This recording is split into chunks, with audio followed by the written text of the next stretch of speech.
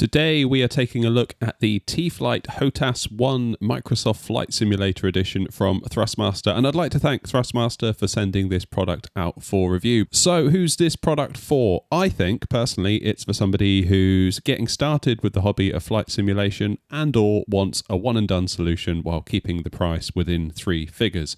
You're getting a stick, a throttle, a bunch of buttons with both PC and Xbox compatibility for $89.99 here in the UK, $99.99 in US dollars, and $99.99 in euros at the time of recording. This is great value, and Thrustmaster have an official licensing agreement with Microsoft Flight Simulator for this stick, hence it's all coloured and branded up in Microsoft Flight Simulator colours, which is pretty cool. There are two ways you can use the stick. You can use it as one unit, either maybe on your desk or potentially on your lap if you are an Xbox user, perhaps playing it on a couch in front of a TV, or the unit can split into two. And this is what I've gone for here in my setup, as I've got these two pokey out extension thingies coming from my desk to make longer simming sessions more comfortable. And as you can see, it fits right in. For Xbox users out there, you'll see some familiar Xbox buttons scattered around the unit. We've got the A, B, X, Y on the throttle, along with a share button, and at the base of the stick, we've got the standard Xbox button with a menu and the view button.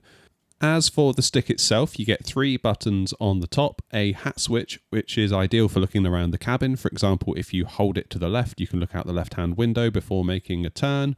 Releasing the hat switch will then take you back to your default view. And finally, we have a trigger. There is a dial on the base of the stick that allows you to increase or decrease the resistance, so you can dial it into where you feel it's best for you. As for rudder input, you've got two options built into the unit. First of all, you can twist the stick, or there's a built-in rocker switch around the back of the throttles.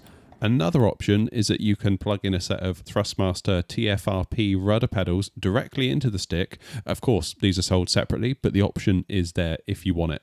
Now, if you're new to simming and aren't sure why you'd need to control the rudder, or maybe you aren't even sure what the rudder is, it's a control surface on the tail of the airplane that allows you to control the yaw of the aircraft. This can be particularly useful when practicing those all-important crosswind landings. It's very common during a crosswind landing for the pilot to crab the aircraft, that is to say, face the aircraft into the wind, such that the direction of travel follows the approach path down the runway, despite the plane's nose being pointed away from the runway. Then, just before touchdown, you can apply some rudder input to straighten the plane out, and all is well.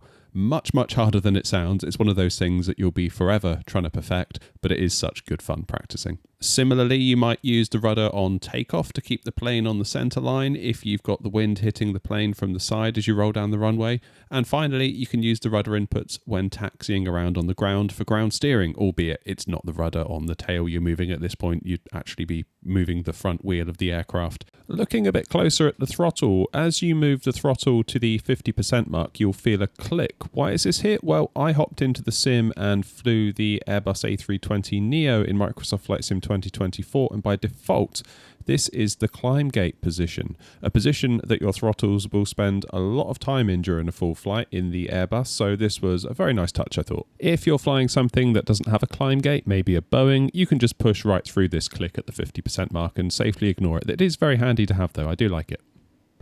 Alright, let's see it in action here in Microsoft Flight Simulator 2024, and doesn't it just look stunning here at the Grand Canyon. So we're taxiing out to the runway, and you can see here we're making use of the stick's ability to twist in order to steer on the ground.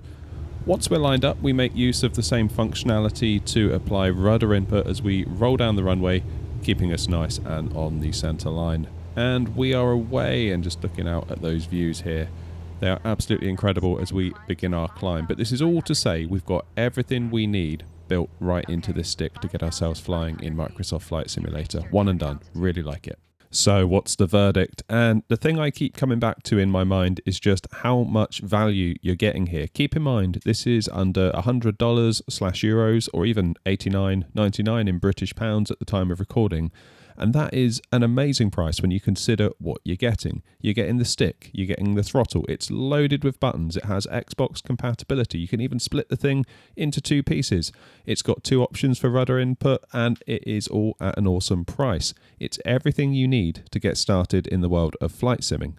When you look at what a game console controller will set you back, for example, and then you look at this and you consider everything you're getting out of the box, this is a cracking deal. You know, flight sim hardware is one of those things where you can quite easily fall down the rabbit hole and spend an absolute fortune. Ask me how I know. But if you're just getting started or you're looking to get a sensible product for a sensible price, I really do recommend you check this product out. I hope this video has helped. Feel free to leave any questions in the comments, and thanks again to Thrustmaster for sending this one out for us to check out together on the channel. Thank you very much indeed for watching, folks. Look after yourselves, be good to each other. I'll see you in the next one, and as always, happy flying.